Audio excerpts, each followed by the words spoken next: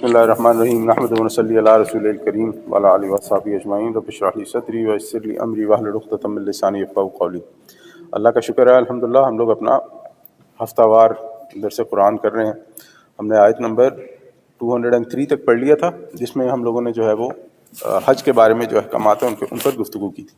اب اس کے آگے سے شروع کرتے ہیں، آیت نمبر 204 سے انشاءاللہ شروع کریں گے۔ تو اللہ تعالیٰ فرماتا ہے بسم اللہ الرحمن الرحیم وَمِنَ النَّاسِ مَن يُعْجِبُكَ قَوْلُهُ فِي الْحَيَاةِ الدُّنْيَا، لوگوں میں سے کوئی شخص ایسا بھی ہے جس کی باتیں تمہیں بہت اچھی لگتی ہیں دنیا کی زندگی میں۔ اچھا، یہاں پر ایک تو یہ قول ہے علماء کا کہ یہ جنرل منافقین جو ہیں ان کے بارے میں بات کی جا رہی ہے، اور ایک قول یہ ہے کہ یہ خاص منافقین کا گروہ ہے جس کے بارے میں بات کی جا رہی ہے۔ تو اللہ تعالیٰ فرماتا ہے کہ لوگوں میں سے کوئی شخص ایسا بھی ہے جس کی باتیں تمہیں بہت اچھی لگتی ہیں دنیا میں۔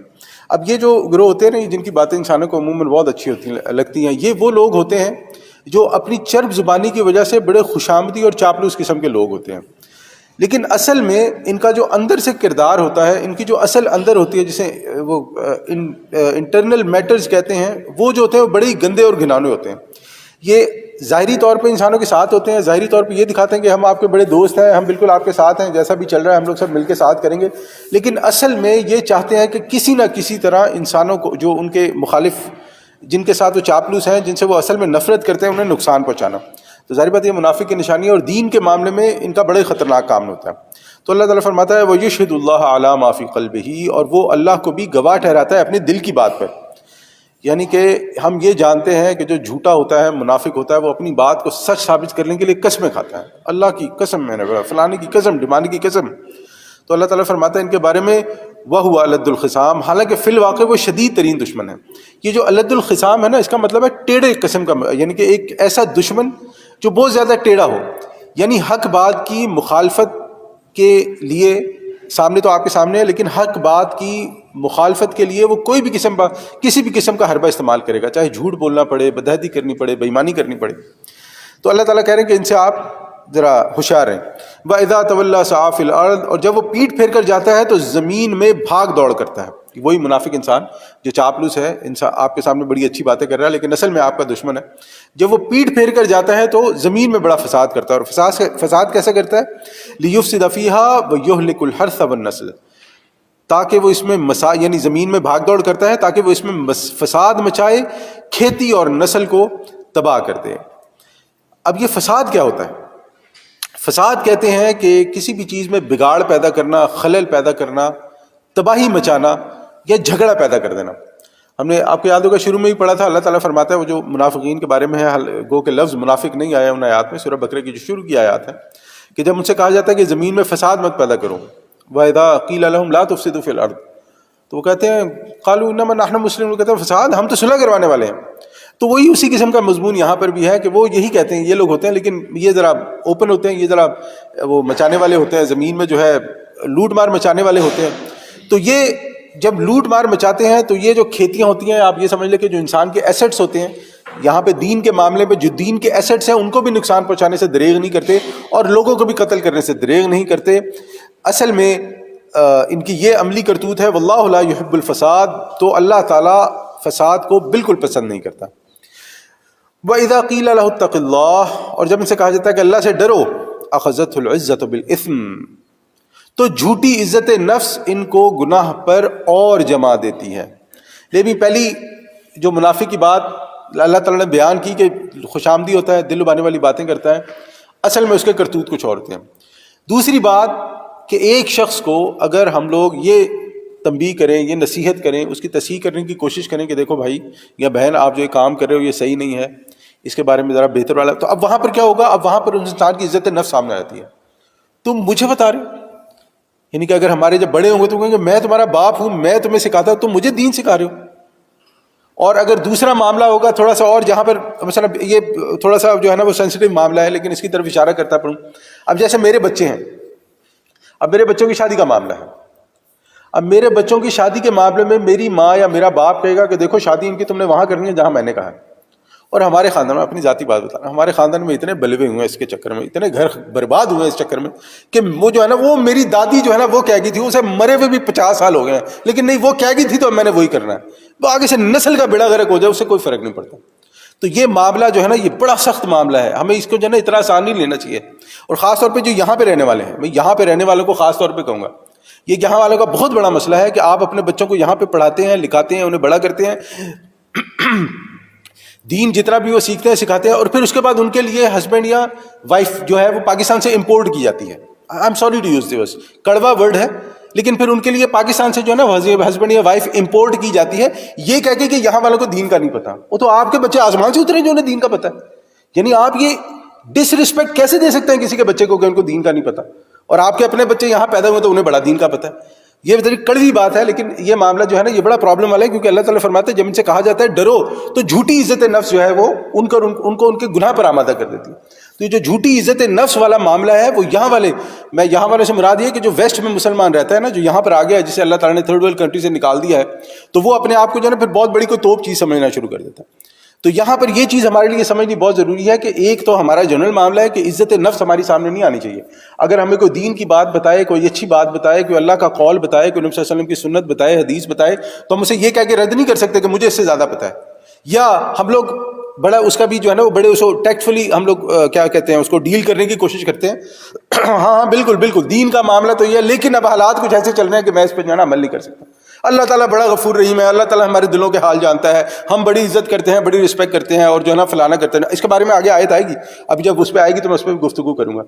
تو ہمیں یہ جان لینا چاہیے کہ اگر ہم لوگ دین کی بات سن کر دین کے معاملات میں اپنی اصلاح نہیں کرتے ہیں، قرآن اور حدیث کے مطابق نبی صلی اللہ علیہ وسلم کی سنت پہ چلتے ہوئے اپنے اصلاح نہیں کرتے ہیں، تو ہمارا شمار بالآخر ان منافقین کی کسی نہ کسی لسٹ میں ہی ہوگا. اللہ تعالیٰ ہم کو اس میں معاف رکھے. تو دوسرا شیطان ہمیں کیا کرتا ہے، یہ والا معاملہ جیسے میں نے بات کی کہ تسلیم کر لو، لیکن یہ جو ہوتے ہیں ان کی جھوٹی عزت نفس جو جن کے سامنے آ جاتی ہے. ایک دوسرا رد عمل کیا ہوتا ہے، دوسرا رد عمل یہ ہوتا ہے کہ جب اس انسان کی اصلاح کی جائے، اس کی تصحیح کی جائے، تو وہ کہتا ہے اچھا اب دیکھو میں تمہارے ساتھ کیا کرتا ہوں، ہاتھ پھیر لیتا ہے، اب دیکھو میں تمہارے ساتھ کیا کرتا ہوں، اور وہ اور مزید اس گناہ میں گھس جاتا ہے. یعنی کہ مزید تنگ کرنا شروع کر دیتا ہے، مزید دوسری تکلیف جو ہے نا وہ پہنچانا شروع کر دیتا ہے. انا للہ و انا الیہ راجعون. اور ہم دیکھتے ہیں کہ یہ کریکٹر جو نا ہمارے آس پاس ہی گھوم رہے ہوتے ہیں. یعنی یہ کہ کوئی دور جانے کی ضرورت نہیں کہ میں نے سنا تھا میرے بڑے بیان، نہیں، یہ بس آپ ایسے لیفٹ دیکھیں رائٹ دیکھیں اور آپ کے سامنے کریکٹر گھومنے شروع ہو جائیں گے. اور اس سے بھی زیادہ امپورٹنٹ بات ہمیں یہ دیکھنا چاہیے کہ کہیں ہم اس کریکٹر میں سے تو نہیں ہیں. یعنی اگر اللہ تعالیٰ نے مجھے یہ ذمہ داری دی ہے کہ میرا بیٹا ہے، میری بیٹی ہے، یا اللہ تعالیٰ نے مجھے یہ ذمہ داری کی ہے کہ میں نے کسی کا رشتہ کرنا ہے، یا اللہ تعالیٰ نے مجھے یہ ذمہ داری کی ہے کہ میں اپنے گھر میں سب سے بڑا ہوں اور میں نے وہاں پہ معاملات کو سنبھالنا ہے، تو کہیں یہی چیزیں میرے پہ استعمال تو نہیں ہوتا ان چیزوں کا، مجھ پہ تو نہیں کہیں یہ ساری چیزیں فٹ آتی ہیں کہ میں جو ہے وہی کر رہا ہوں کہ میں بڑا ہوں اور تم مجھے نہیں بتا سکتے ہو، اور تم کون ہوتے ہو مجھے بتانے والے، اور میں جہاں کہوں گا تم نے وہی کرنا ہے، اور تم میری بیٹی ہو تم کیسے پڑھ سکتی ہو، جو میں کہوں گا تم نے وہی پڑھنا ہے. اور اس کے چکر میں پورے کے پورے گھر بیڑا غرق ہو جاتے ہیں. اور یہ کوئی، میں بار بار کہہ رہا ہوں نا، یہ کوئی الف لالوی داستانیں نہیں ہیں. آپ دیکھیں آپ کے خاندان میں ہوگا کوئی میری نانی کہہ کے مر گئی تھی، میری دادی کہہ کے مر گئی تھی، میرے باپ نے مرتے ہوئے کہا تھا کہ اپنی بیٹی کو، اپنی جو ہے نا بیوی کو اس کی ماں سے نہ ملنے دینا، اور وہ چل رہا ہے. وہ باپ تو کہہ کے مر گیا، وہ پتہ نہیں قبر میں جواب دے رہا گا اپنی فضول باتوں کا، لیکن آپ لگے ہوئے اسی فضول چیزوں میں جو ہے نا وہ کر رہے ہیں وہ جو بھی چل رہا ہے. تو ہمارے لیے یہ سمجھنا بہت ضروری ہے کہ کہیں ایسا نہ ہو کہ ہم ان کی لسٹ میں آ جائیں کہ جہاں پر اللہ تعالیٰ کہتا ہے کہ ان کی جھوٹی عزت نفس ان کو گناہ پر اور جما دیتی. تو اس کے بعد اللہ تعالیٰ ان کے لیے کیا کہتا ہے، فحسبہ جہنم، ان کے لیے جہنم ہی کافی ہوگی. یعنی پھر ایسے لوگوں کا ٹھکانہ جہنم ہی ہے. یہ ایک بڑا موٹا سا اصول ہے، یاد رکھیں، جو اس دنیا میں لوگوں کی زندگی جہنم بنائے گا نا، آخرت میں تو اس کی جہنم ہے ہی ہے. اللہ تعالیٰ اس زندگی میں اسے کبھی سکون نہیں دے گا. نہیں ہو سکتا کہ میں اپنی بیوی کی زندگی جہنم بنا دوں، نہیں ہو سکتا کہ میں اپنی ماں کی زندگی جہنم بنا دوں، نہیں ہو سکتا کہ میں اپنے بچوں کی زندگی جہنم بنا دوں، نہیں ہو سکتا کہ میرے ہوتے ہوئے میرے گھر والے مجھ سے خوش نہیں ہیں اور میں خوش رہوں. یہ نہیں ہو سکتا. میں لوگوں کی زندگی میں بگاڑ پیدا کرتا پھروں، میں لوگوں کی زندگی مشکل بناتا پھروں، اور پھر میں یہ ایکسپیکٹ کروں کہ میری زندگی اچھی ہو جائے گی. نہیں، میں اپنی زندگی چھوڑے میرے بچوں کی زندگی بھی بیڑا غرق ہو جائے گا. میں پھر وہی کہوں گا، اپنے ارد گرد دیکھ لیں، آپ کو ایسے کریکٹر مل جائیں گے کہ جنہوں نے اپنی پیک کے ٹائم پر لوگوں کی، جسے کہتے ہیں نا وہ انگوٹھ جو ہے نا، میں وہ یوز نہیں کر رہا ضرورت کہتے ہیں، وہ انگوٹھ دے کے رکھا ہوتا ہے نا، یہاں پہ کر کے رکھا ہوتا ہے نا کہ تم میری مانو نہیں تو میں تمہاری فلانی. اس وقت ان کا ٹائم ہوتا ہے، پیک ہوتا ہے، کرتے ہیں لوگوں پہ جن پہ بھی وہ چلتا ہے چلاتے ہیں. یہ وقت بڑا ہی ظالم ہے. یہ پھر گھوم کے آتا ہے اسی شخص کے اوپر جس نے یہ سب کیا ہوتا ہے.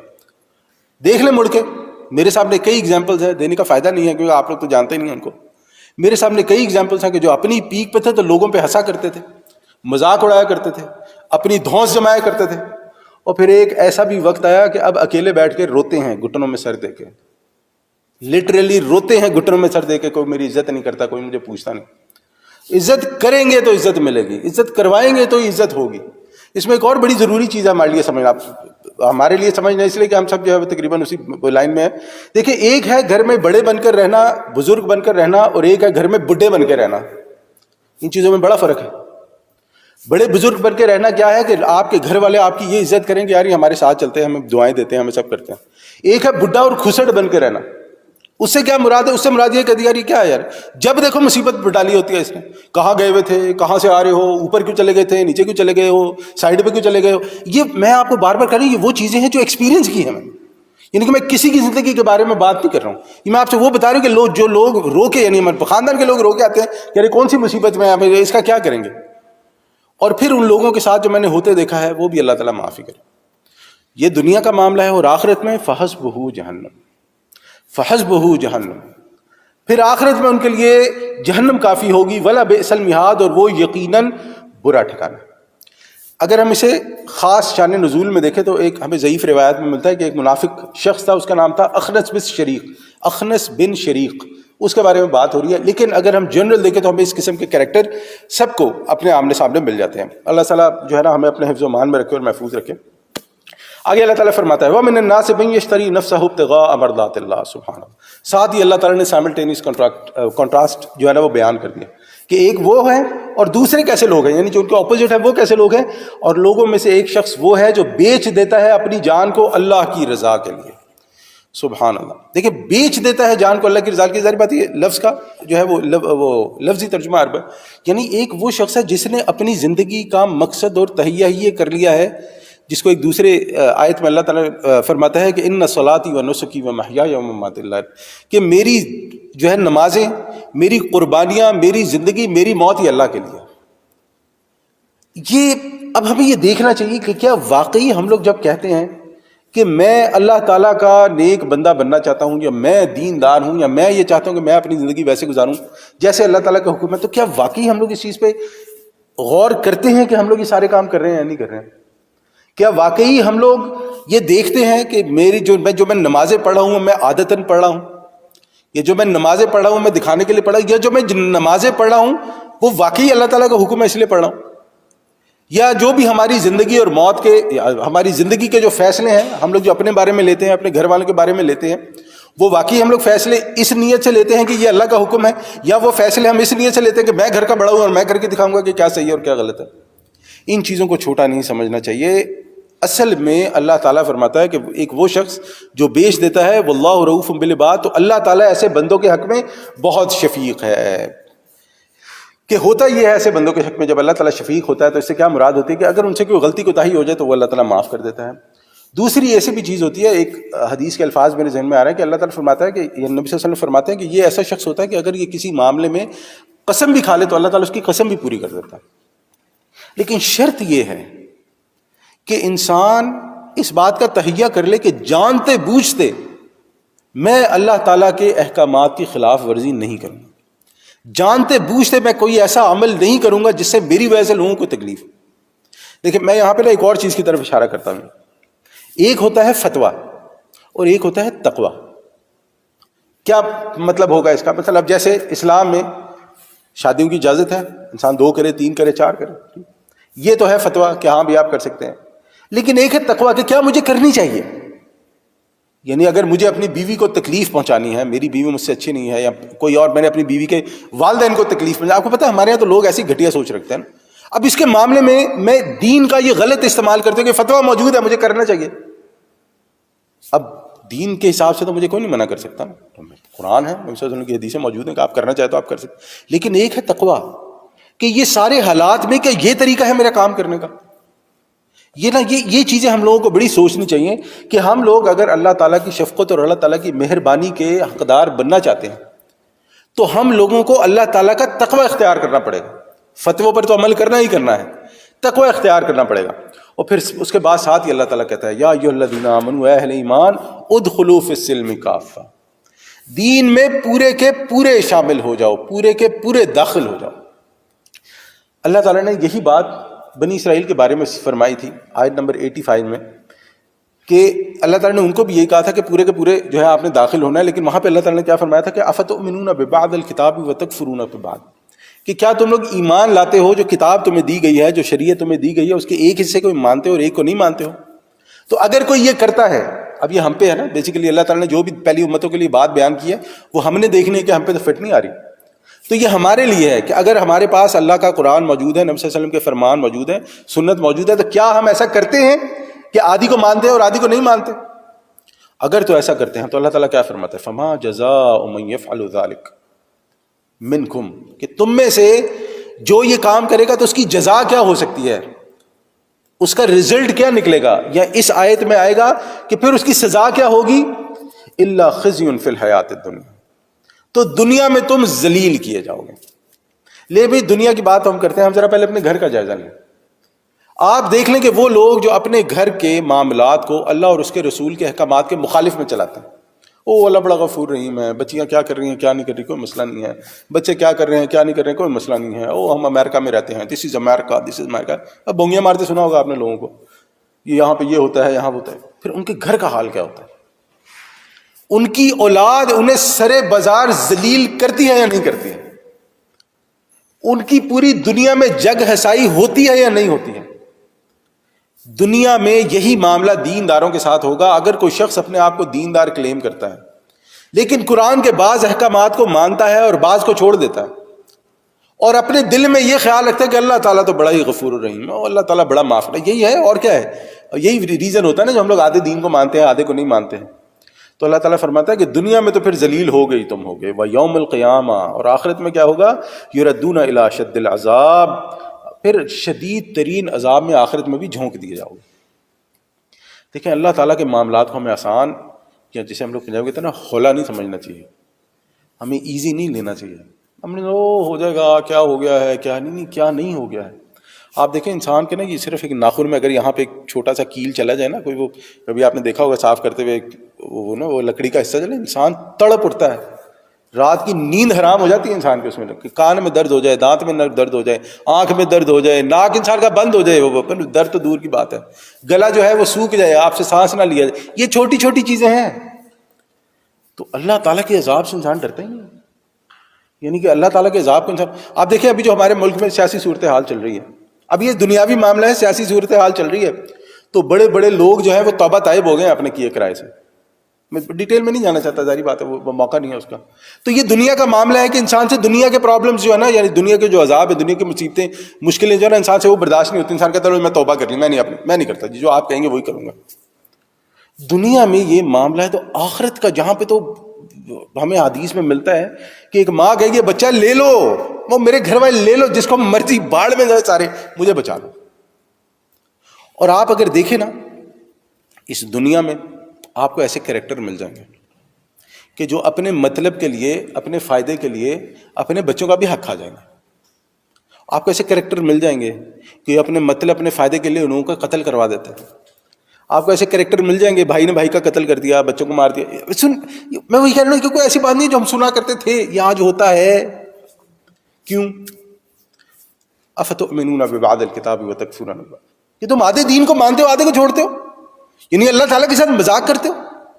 تو اللہ تعالیٰ کے ساتھ مذاق کرو گے تو پھر تو یہی حال ہوگا۔ اسی لیے اللہ تعالیٰ فرماتا ہے یا ایھا الذین آمنوا ادخلوا فی السلم کافہ، کہ اے دیندارو، اے اہل ایمان، اسلام میں پورے کے پورے داخل ہو جاؤ۔ جزوی اطاعت اللہ تعالیٰ کو قبول نہیں ہے۔ اور بھئی آپ دیکھیں ہم سب یہاں پہ بیٹھے ہوئے ہیں، ہم سب کے ہسبینڈ ہیں، وائف ہیں، ہمیں یہ اطاعت اپنی ہسبینڈ یا وائف کی جزوی قبول ہے؟ یعنی ابھی کسی کا ہسبینڈ بولے نا میں دوسری شادی کرنے والا ہوں، گھر میں قیامت برپا ہو جائے گی، حالانکہ اللہ تعالیٰ نے اجازت دی ہے، لیکن کیوں؟ کیونکہ آدھا ادھر چلا جائے گا نا، برداشت میں نہیں آتا۔ چلیں وہ تو پھر عورت کسی نہ کسی برداشت کر لیتی، کسی مرد کو بولو جی تمہاری بیوی کی جزوی اطاعت، مرد تو آگ بگولا اور پتہ نہیں دنیا جہان کی کون کون سی غیرتیں اس کے اندر جو ہے وہ در آئیں گی، آنی بھی چاہیے، ظاہری بات ہے، کوئی اچھی بات تھوڑی ہے۔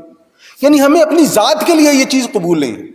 میں نے اپنے بیٹے یا بیٹی کو پڑھایا لکھایا بڑا کیا، مجھے ان سے یہ قبول نہیں ہے کہ وہ کہیں آپ کی جزوی اطاعت ہم کرتے ہیں، یہ مانیں گے یہ نہیں مانیں گے، چاہے آپ ہمارے باپ ہی ہیں۔ کتنا جھگڑا ہوتا ہے، کتنا برا لگتا ہے۔ یہاں تک بات آ جاتی ہے اور آپ کے سامنے یہاں تک بات آ جاتی ہے کہ کوئی ایسا فیصلہ ہو جس پہ دونوں کو وہ کہتے باپ کہتے ہیں پھر سوچ لو یا فیصلہ کر لو یا مجھ سے مل لینا, پھر اس کا بیچ والا کوئی راستہ نہیں ہے. یعنی یہ دنیاوی معاملات کی بات کر رہا ہوں, دین کے معاملوں کی بات نہیں کر رہا ہوں. تو اللہ تعالیٰ کو اتنا فار گرانٹیڈ لیا ہوا ہے کہ کوئی مسئلہ نہیں, اللہ کی جزوی اطاعت بھی ٹھیک ہے, اللہ تعالیٰ بڑا غفور ہے, اللہ تعالیٰ بڑا رحیم ہے, جو ہے نا وہ ہم جو مرضی کریں. اب ہوتا کیا ہے کہ ہمارے یہاں ایک بہت بڑا مسئلہ کیا ہے, بہت بڑا مسئلہ کیا ہے کہ ہم لوگ نماز, روزہ, زکوٰۃ یا نا یہ سارے معاملات کر لیتے ہیں, آسان ہوتے ہیں, اس میں نہ کوئی دیکھنے یعنی کوئی وہ پوچھنے والا نہیں ہے نا, تو یہ سارے معاملات بڑے آسان ہوتے ہیں.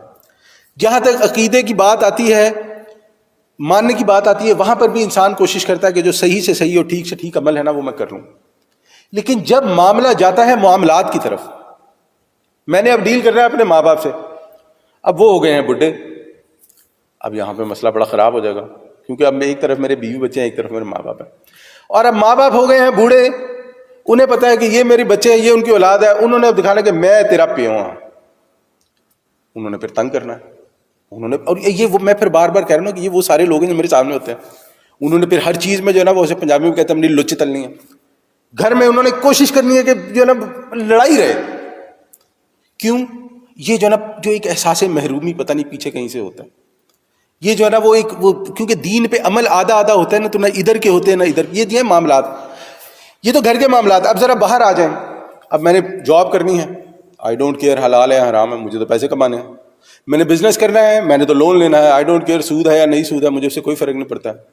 میں نے کپڑے پہننے ہیں, اب میں مسجد میں آؤں گا تو بڑے اچھے شلوار قمیض پہن کے اور خواتین سے پورا دوپٹہ لپیٹ کے آئیں گے, کوئی مسئلہ نہیں ہے, مسجد میں جو جانا ہے نکلو نا باہر, یونیورسٹی جانا ہے, بازار جانا ہے, تو پھر وہ کپڑے پہنتے ہیں وہ کہ وہ نان مسلم بھی دیکھ کے کہتا ہے یار پتہ نہیں میں ان کے جیسے پہنتا ہوں کہ یہ میرے جیسے پہنتے ہیں. اور یہ وہی چیزیں جو ہم دیکھتے ہیں, یعنی وہی لوگ جو مسجد میں آتے ہیں تو اپنے تقوی کے لیے جو ہے نا مشہور ہو جائیں گے, لیکن جب باہر جاتے ہیں تو آپ دیکھ کے حیران اور پریشان ہو جائیں گے. یہ کیا یعنی اگر یہ منافقت نہیں ہے تو کیا ہے؟ اگر اس پہ بھی اللہ کی پکڑ نہیں ہوگی تو پھر کیا ہے پیچھے, اور کیا رہ گیا پیچھے؟ اور پھر آگے سے کہتے ہیں جی پردہ تو آنکھوں کا ہوتا ہے, آنکھوں کا پردہ ہوتا ہے. ہمارے استاد مذہب کہتے تھے آنکھوں کا پردہ جو باقی کپڑے بھی اتار دو, آنکھوں کا ہے نا پردہ تو. لیکن نہیں, پردہ اتنا جتنا مجھے پسند ہے, دین اتنا جتنا مجھے پسند ہے, معاملات میں اتنا دین جتنا مجھے پسند ہے.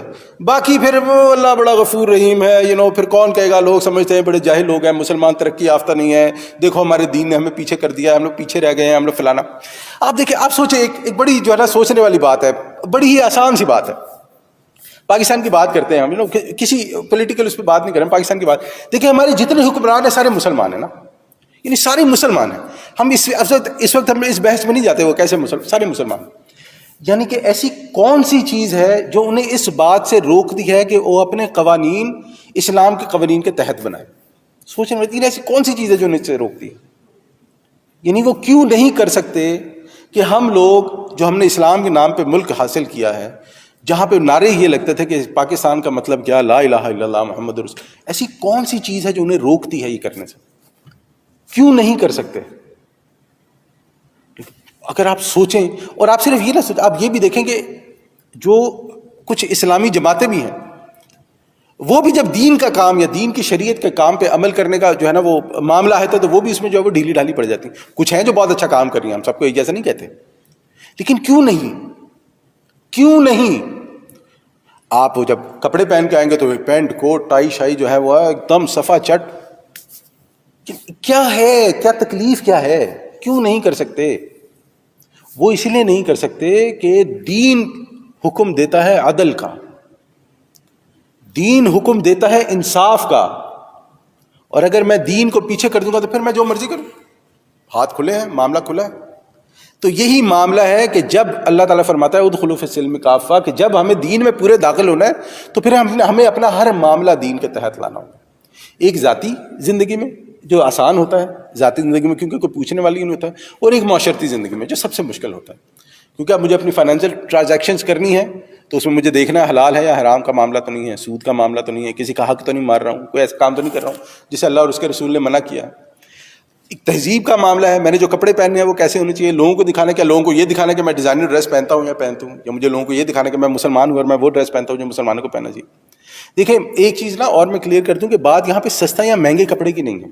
بھی اگر اللہ تعالیٰ نے کسی کو دیا ہے اور وہ مہنگی گاڑی رکھنا چاہتا ہے تو رکھے, کوئی اللہ تعالیٰ نے منع تو نہیں کیا نبی نے یہ تو نہیں کہ آپ مہنگی گاڑی نہ رکھو, مہنگی ٹرانسپورٹیشن نہ رکھو. یعنی ایسا کوئی دین میں حکم نہیں ہے کہ دین میں یہ حکم دیا ہو کہ پھٹے پرانے کپڑے پہنو, پرانے کپڑے پہنو, یا دین میں یہ حکم دیا ہو کہ آپ نے جوتے نہیں پہننے. دین میں ایسا کوئی حکم نہیں. دین میں حکم یہ ہے کہ جب آپ اپنے معاشرت کے معاملات کرو تو اس میں عدل اور انصاف کا معاملہ کرو. جب آپ اپنے معاشرت کے معاملات کرو تو اس میں اللہ اور اس کے رسول کے حکم کو اوپر رکھو. جب آپ اپنے گھر کے معاملات کرو تو اس میں اللہ اور اس کے رسول کے حکم کو مقدم رکھو. اگر یہ معاملہ نہیں ہوگا تو پھر وہ جزوی اطاعت ہوگی.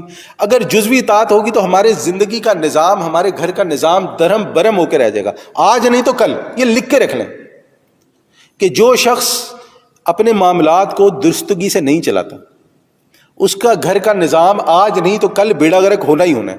اس نے آج نہیں تو کل اپنے بچوں کے ہاتھوں ذلیل ہونا ہی ہونا ہے. اس نے آج نہیں تو کل دنیا میں ذلیل اور رسوا ہونا ہی ہونا ہے. اور اس کے مقابل میں جو شخص یہ کام کرتا ہے, آج نہیں تو کل اللہ تعالیٰ اسے عزت دے گا ہی دے گا.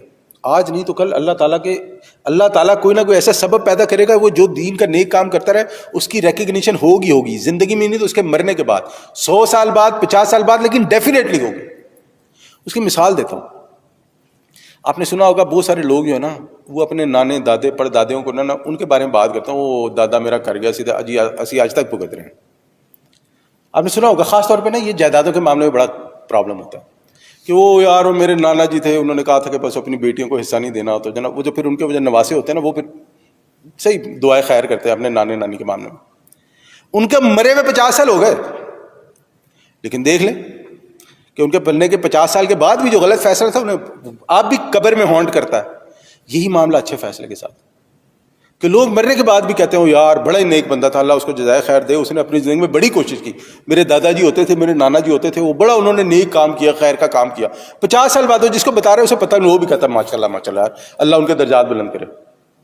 تو جو نیک کام ہو یا برا کام ہو, اگر انسان ادخلوا فی السلم کافہ, دین میں پورے کا پورا داخل ہو کے نہیں کرے گا, تو اس کے جو اثرات ہیں نا وہ پھر انسان کی نسلوں تک کو پیچھے جو ہے نا وہ نہیں چھوڑتے.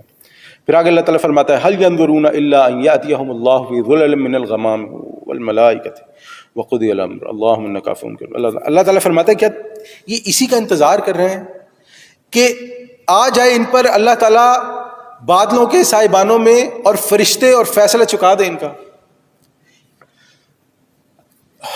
یعنی کہ باز نہیں آتے تم لوگ کو شرم نہیں آتی, تم لوگ کو سمجھ نہیں آتی. تمہارے سامنے لوگ مرتے ہیں, تمہارے سامنے لوگ ذلیل ہوتے ہیں, تمہارے سامنے لوگوں کا بیڑا غرق ہوتا ہے, تمہارے سامنے لوگوں کی اولادیں ان کو ذلیل, تم لوگ سمجھتے نہیں ہیں. یعنی تمہارے جو پہلے کی امتیں گزر گئیں قرآن میں جن کا ذکر ہے, تمہیں ان کی چیزیں نظر نہیں آتی ہیں. تم سے پہلے کے لوگ جن کو کتاب دی گئی, شریعت دی گئی, وہ کیا کر رہے ہیں تمہیں نظر نہیں آتا. یعنی تم لوگ کیا واقعی یہ منتظر ہو اس بات کے کہ اللہ تعالیٰ جو ہے وہ فرشتوں کو بھیج دے اور وہ آ کے تم لوگ کا تیا پانچا کر دے, تم لوگ کا بیڑا غرق کر دے, تم پہ عذاب نازل ہو جائیں. اور دیکھیں عذاب تو ہم لوگوں کو ویسے بھی نازل ہوتا رہتا ہے. یعنی جتنا ذلیل مسلمان دن بہ دن گزرنے کے ساتھ ساتھ ہوتا جا رہا ہے, اس سے بڑا عذاب کیا ہوگا کہ مجھے اپنا مسلمان ہونے پہ شرمندہ ہوں اور میں اپنا نام بدلوں. یہ تو وہ, اور جو بطور امت ذلیل ہو رہے ہیں. یعنی آج آپ دیکھیں کہ میں کیا بندہ بات کرے بہرحال, تو اب یہ ہوتا یہ ہے یہاں پر مسئلہ یہ ہے کہ انسان کا نفس جو ہے نا وہ اس کو دو طرح سے بڑے زبردست قسم سے جو ہے نا وہ انسان کا نفس جو ہے نا دو طرح سے بڑے زبردست طریقے سے اس کو ڈیویٹ کرتا ہے. سب سے پہلی بات کیا کرتا ہے, کہتا ہے دیکھو دین کا جو آسان معاملہ ہے نا اس پہ عمل کرتے جاؤ. کچھ تو کر رہے ہو, something is better than nothing. کچھ نہ کرنے سے تو کچھ کرنا بہتر ہے. وہی افتؤمنون ببعض الکتاب, کے تھوڑے کو مانتے تھوڑے کو چھوڑتے ہو. تو وہ جو شیطان ہوتا ہے وہ کہتا ہے تھوڑے کو تو مانو, اور اس پہ پھر انسان کو نا تسلیاں دیتا ہے کہ چلو یہ تو کر رہے ہو, یہ تو کر رہے ہو, یہ تو کر رہے ہو, یہ تو کر رہے ہو. دوسری پٹی کیا بڑھاتا ہے, یہ بڑی مزیدار پٹی. دوسری پٹی بڑھاتا ہے کہ دیکھو ابھی کتنی ذمہ داریاں ہیں تم پہ. ابھی بچے اسکول میں پڑھ رہے ہیں, یونیورسٹی میں پڑھ رہے ہیں, فیسیں دینی ہیں, بیٹیاں بڑی ہو گئی ہیں, ان کے ہاتھ پیلے کرنے ہیں. اسی طرح تمہارے ابھی مکان نہیں بنا ہے, پہلے ذرا اپنا مکان والا بگا لو. ابھی تو تمہارے بڑی ذرا ریٹائر ہو جاؤ ذرا, پھر آرام سے کام کرنا. یہ کیا ہے؟ یہ ہے اللہ تعالیٰ کو دھوکہ دینے کی کوشش کرنا. یخادعون اللہ وما یخدعون الا انفسهم, کہ وہ دھوکہ دیتے ہیں اللہ تعالیٰ کو. یعنی آپ یہ سمجھیں کہ یہ باتیں آپ کس کو سنا رہے ہیں, یہ آپ باتیں کس کو کنونس کر رہے ہیں. کہ تو ہوتا یہ ہے کہ جب انسان شیطان کی اس پڑھائی ہوئی پٹی پہ چلتا ہے تو شیطان کی تو ظاہری بات ہے موت کس کی کب آنی ہے تو اللہ تعالیٰ بہتر جانتا ہے. تو اب شیطان کا یہ مقصد ہوتا ہے کہ کسی نہ کسی طرح بندہ اسی عقیدے پہ مر جائے. کسی پہ اس کی موت واقع ہو جائے. اور نفس انسان کو سب سے بڑا ہی دھوکہ دیتا ہے. شیطان جو ہے اس پہ جب قابو کر لیتا ہے تو نفس انسان کو سب سے بڑا ہی دھوکہ دیتا ہے کہ ابھی بہت ٹائم ہے, لگے رہو. اور ایک ضعیف حدیث میں ہمیں ملتا ہے, نبی صلی اللہ علیہ وسلم نے فرمایا کہ جو مر گیا اس کی قیامت شروع ہو. اب یہ ضعیف حدیث ہے, اگر ہم اصل میں دیکھیں تو قیامت ہے کیا؟ قیامت سوال جواب کا نام ہے. تو جو مر گیا تو اس کی تو ایک قسم کی قیامت ہوگی نا شروع, کہ جیسے ہی وہ ادھر گیا, قبر کے اندر گیا, اس کے اوپر مٹی ڈالی, ابھی مٹی صحیح کر ہی رہے ہوتے ہیں تو آ جاتے ہیں جو فرشتے ہوتے ہیں, منکر اور نکیر جو ہے وہ آ جاتے ہیں, کہتے ہیں ہاں بھائی آ جاؤ, ہو جاؤ, گزارے ہو اپنی زندگی, بتاؤ پھر کیا بنا, کیا کیا, کیسے ہوا. اور وہ قبر کا جو اس کے لیے ٹکڑا ہوتا ہے, وہ قبر کا ٹکڑا یہاں اس کے لیے جنت کی جو ہے وہ ایک کیاری بن جاتا ہے, یہاں جہنم کا جو ہے وہ ٹکڑا بن جاتا ہے. اب معاملہ یہ ہے کہ ہم لوگ ان چیزوں کو سنتے ہیں, جانتے ہیں, لیکن یقین کتنا رکھتے ہیں؟ یقین والا معاملہ بڑا ہی خراب. یقین والا معاملہ جو ہے نا بڑا, یقین والا معاملہ جو ہے نا وہ بڑا خراب. تو اللہ تعالیٰ فرماتا ہے وَإِلَى اللَّهِ تُرْجَعُ الْأُمُورُ, کہ دیکھو باز نہیں آؤ گے, تم انتظار میں رہتے ہو, تم اپنے معاملات کو سیدھے نہیں کرو گے, تو یاد رکھو وَإِلَى اللَّهِ تُرْجَعُ الْأُمُورُ, اور یقیناً تمام معاملات اللہ ہی کی طرف لوٹا دیے جائیں گے. واپس تو پھر وہیں آنا, اس سے کوئی فرار نہیں ہے. پھر آگے اللہ تعالیٰ فرماتا ہے سل بنی اسرائیل, پوچھو بنی اسرائیل سے, یعنی کہ ہمارے پاس قرآن میں بھی موجود ہے, وہ بھی ہمارے سامنے ہے, ان کی کتابیں بھی موجود ہے. پوچھو ان سے کم آتیناہم من آیۃ بینہ, کہ ہم نے انہیں کتنی روشن نشانیاں عطا کی تھیں. اور واقعی اللہ تعالیٰ نے انہیں کیا نہیں کیا تھا. یعنی سب سے بڑی بات کہ اللہ تعالیٰ نے ان کے لیے سمندر پھاڑ دیا, کہ پیچھے سے جب فرعون آ رہے ہیں حضرت موسیٰ کے ساتھ, سمندر پڑ گیا, ادھر چلے گئے. اللہ تعالیٰ نے من و سلوہ اتارا ان کے لیے, اللہ تعالیٰ نے ان کے اوپر سایہ کیا, اللہ تعالیٰ نے ان کے لیے کیا نہیں کیا. تو اب اللہ تعالیٰ کہہ رہے ہیں کہ دیکھو ان سے پوچھو ہم نے ان کے لیے کیا نہیں کیا. تو کیا تم لوگوں کو یہ نظر نہیں آتا ہے کہ اللہ تعالیٰ نے ان کے لیے اتنا کچھ کرنے کے بعد جب انہوں نے اللہ تعالیٰ کے احکامات کی پیروی نہیں کی تو وہ لوگ کامیاب نہیں ہوئے, تو تم لوگ کیسے کامیاب ہو جاؤ گے؟ یعنی کہ اللہ تعالیٰ کی سب سے چہیتی قوم تھے. آپ سوچیں کہ جن کے اوپر سایہ ہو گیا, من و سلوہ دے دیا, کھانے کو پینے کو, رات کو ان کو جو ہے وہ جب چلتے تھے, وہ جو سایہ ہوتا تھا جب ریگستان میں چلتے تھے تو ان کے اوپر وہ تھا, اللہ تعالیٰ نے ان کو فرعون سے نجات دی, کتنا کچھ ان کے لیے کیا. لیکن جب انہوں نے اللہ تعالیٰ کے احکامات کی پیروی نہیں کی تو اللہ تعالیٰ نے بھی پھر کہا کہ ٹھیک ہے ایسے تو ایسے ہی سے. اب ہم یہ دیکھیں کہ اگر وہ اتنی چہیتی قوم ہونے کے بعد بھی اللہ تعالیٰ کے احکامات کی پیروی نہ کرتے ہوئے کامیاب نہیں ہو سکے تو ہم کیسے کامیاب ہوں. اور اس میں ایک نبی صلی اللہ علیہ وسلم کی حدیث ہے, ابن ماجہ کی حدیث ہے, نبی صلی اللہ علیہ وسلم نے فرمایا کہ لازماً جو تم سے پہلے کے لوگ گزرے ہیں, یہود و نصارئی ہیں, جو انہوں نے کیا ہے تم بھی اس کے طریقے کی پیروی کرو گے. اگر ان میں سے کوئی گو کے بل میں گھسا تھا, گو وہ ہوتی ہے نا یہ لیزرڈ, وہ نا چھپکلی ٹائپ ہوتی ہے لیکن بڑی ہوتی ہے, گو کہتے ہیں اسے, وہ پاکستان میں بھی پائی جاتی ہے, عرب میں تو خیر بہت زیادہ ہوتی ہے, لیکن اتنی بڑی ہوتی ہے وہ, اور جو نا وہ گرے سے کلر کی ہوتی ہے. تو بہرحال, اور وہ نا اس کے وہ آگے سے زبان ملتی ہے, وہ ڈریگن ٹائپ ہوتی ہے. ہاں وہ مجھے جی ریگستان میں ہوتی ہے جی. تو نبی صلی اللہ علیہ وسلم نے فرمایا کہ اگر ان میں سے جو آپ سے پہلی یا ہم سے پہلی امت ہے, ان میں سے اگر کوئی گو کے بل میں گھسا تھا تو تم بھی گھس کے رہو. اور ایک روایت میں تو یہاں تک آتا ہے کہ اگر ان میں سے کسی نے اپنی ماں کے ساتھ جو ہے نا وہ زنا کیا ہوگا تو تم میں بھی کوئی بدبخت ایسا پیدا ہوگا جو یہ کام کرے. تو ہمیں اس چیز کو دیکھنا چاہیے. ہمیں یہ یعنی آپ یہ سمجھیں کہ یہ جو آیت اور یہ جو حدیث ہے نا, یہ ہمارے لیے روشنی ہونی چاہیے کہ کہیں واقعی ہم ویسے تو نہیں بنتے جا رہے ہیں. اور اگر ہم سچ پوچھیں تو ہم واقعی ویسے بن نہیں گئے ہیں کہ جو انہوں نے پہننا ہے وہ ہم نے پہننا ہے, جو انہوں نے پڑھنا ہے وہ ہم نے پڑھنا ہے, جو انہوں نے کہنا ہے وہ ہم نے کہنا ہے, جنہیں انہوں نے صحیح کہنا ہے اسے ہم نے صحیح کہنا ہے, جنہوں نے اسے غلط, جو انہوں نے جس کو انہوں نے غلط کہنا ہے اسے ہم نے غلط کہنا ہے. پھر اللہ تعالیٰ فرماتا ہے وَمَن يُبَدِّلْ نِعْمَةَ اللَّهِ مِن بَعْدِ مَا جَاءَتْهُ فَإِنَّ اللَّهَ شَدِيدُ الْعِقَابِ, اور جو کوئی بدل ڈالے اللہ کی نعمت کو بعد اس کے کہ وہ اس کے پاس آ گئی ہو تو جان لو کہ اللہ تعالیٰ سزا دینے میں بھی بہت سخت ہے. ہمارے پاس اللہ تعالیٰ کا قرآن آ گیا, شریعت آ گئی, اب ہم اس میں تحریف کریں, اسے بدل دیں, اس کے ہوتے ہوئے اپنے معاملات کو درست نہ کریں, اس کے ہوتے ہوئے ہم وہ کام کریں جو اللہ تعالیٰ کو پسند نہیں ہے, فَإِنَّ اللَّهَ شَدِيدُ الْعِقَابِ, تو اللہ تعالیٰ سزا دینے میں بھی بڑا سخت ہے. اور جیسے ہم نے پہلے بھی بات کی, اللہ تعالیٰ نے پہلے بھی فرمایا تھا انہی کے بارے میں, یہود و نصارہ کے بارے میں, کہ جب انہوں نے نہیں مانا تو وہ ضُرِبَتْ عَلَيْهِمُ الذِّلَّةُ وَالْمَسْكَنَةُ, تو ان کے اوپر ذلت اور خواری تھوپ دی گئی. ہمارا بھی پھر جو ہے نا وہی حال ہو جائے گا. زُيِّنَ لِلَّذِينَ كَفَرُوا الْحَيَاةُ الدُّنْيَا, ان کافروں کے لیے دنیا کی زندگی بڑی مزین کر دی گئی. لیکن ایک تو وہ کافر ہو گئے اور ایک ہم آج کے دیکھ لیں کہ آج کا وہ مسلمان جس کے لیے یہ دنیا ہی مطلوب بن چکی ہے، جس کے لیے یہ دنیا ہی اینڈ آف دی ورلڈ ہے، کیا اس نے اپنے لیے اپنی اس دنیا کو خوبصورت سے خوبصورت بنانے کی کوشش نہیں کر لی کہ میرے پاس یہ بھی ہو، میرے پاس وہ بھی ہو، میرے پاس فلانی چیز بھی ہو، میرے پاس ڈھمانی چیز بھی ہو، میرے پاس جو ہے نا وہ ایسی کوئی دنیا کا کوئی ایسا معاملہ جو ہے نا وہ مجھ سے دور نہ رہے، دنیا کی کوئی ایسی چیز جو ہے نا وہ نہ ہو جو میرے پاس نہ ہو۔ اس کی وجہ کیا ہے؟ اس کی وجہ یہ کہ جب ہم یہ دیکھتے ہیں جو نان مسلم ہے نا، یہ ہمارے دین پہ عمل نہیں کر رہے تو یہ بڑے کامیاب ہیں۔ یہ اونچی اونچی عمارتیں، بڑی بڑی کوٹھیاں، نئی نویلی جو نا وہ چمکیلی قسم کی گاڑیاں، یہ ساری چیزیں جو ہے نا ان کے پاس ہیں۔ ان کے پاس کیوں ہے؟ کیونکہ وہ مسلمان نہیں ہیں۔ اور ہمارے پاس کیوں نہیں ہے؟ کیونکہ ہم مسلمان۔ تو اب یہاں سے جو ہے نا وہ شیطان اپنا جو ہے نا وہ شروع کرتا ہے جادو، پٹیاں پڑھانا شروع کرتا ہے۔ دیکھو کامیاب ہونا تو پھر تو وہی کرنا پڑے گا جو وہ کرتے ہیں۔ اسی لیے اللہ تعالیٰ نے فرمایا نا، نبی صلی اللہ علیہ وسلم جو میں نے حدیث آپ کے سامنے بیان کی کہ جو وہ کرتے ہیں پھر ہم بھی وہ اسی لیے کرتے ہیں۔ تو اللہ تعالیٰ یہ فرماتے ہیں کہ یہ دیکھ لو کہ جو کافر ہیں اس کے کافر جو ہیں ان کے لیے اللہ تعالیٰ نے اس زندگی کو، اس دنیا کو بڑا مزین کر دیا ہے۔ دوسری بات یہاں پہ ہمیں یہ بھی سمجھنی چاہیے، کیا اس کا مطلب یہ ہے کہ مسلمان یہ چیزیں نہ لے؟ نہیں، اس کا بالکل یہ مطلب نہیں۔ اگر کسی کو ایمان کے ساتھ یہ نعمتیں ملتے ہیں تو وہ بالکل لے۔ اگر کوئی بڑی گاڑی خرید سکتا ہے، بڑا گھر لے سکتا ہے تو وہ بالکل لے، لیکن اس کی قیمت ایمان نہیں ہونا چاہیے، اس کی قیمت اللہ تعالیٰ کی نافرمانی نہیں ہونی چاہیے، اس کی قیمت وہ طریقے نہیں ہونی چاہیے جس سے اللہ تعالیٰ نے منع فرمایا۔ وَيَسْخَرُونَ مِنَ الَّذِينَ آمَنُوا، اور وہ مذاق اڑاتے ہیں اہل ایمان کا۔ لیکن یہ بھی آپ کے سامنے چیز ہوگی کہ ہمارے ہاں جب کوئی شخص اگر جہالت کے اندھیروں سے نکل کے دین کی روشنی میں آنے کی کوشش کرے، دین سیکھنے کی کوشش کرے، تو اس کا بڑا مذاق اڑایا جاتا ہے۔ یہ پاگل ہو گیا ہے، یہ مولوی ہو گیا ہے، یہ بھوکا مرے گا، اس نے اپنے بچوں کو کہاں سے کھلانا ہے، اس کا تو فلانا بند ہو جائے گا، اس کا ڈھمانا بند ہو جائے گا، اسے جو ہے نا وہ اپنے نفع اور نقصان کا کچھ پتہ ہی نہیں ہے۔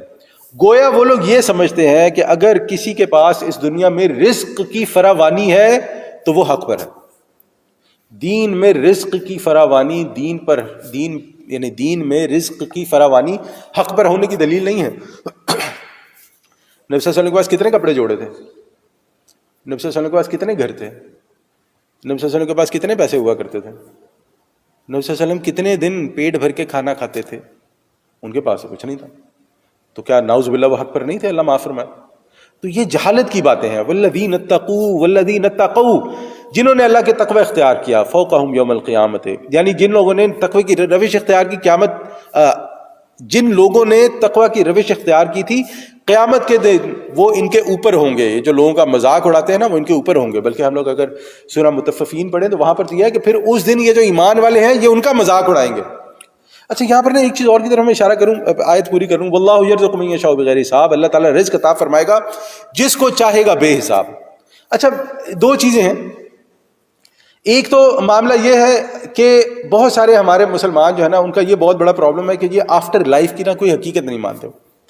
ان کے اندر نا یہ ایمان ابھی تک راسخ نہیں ہوا ہے کہ مرنے کے بعد بھی ایک لائف ہے۔ یہ بہت بڑا مسئلہ ہے ہمارا۔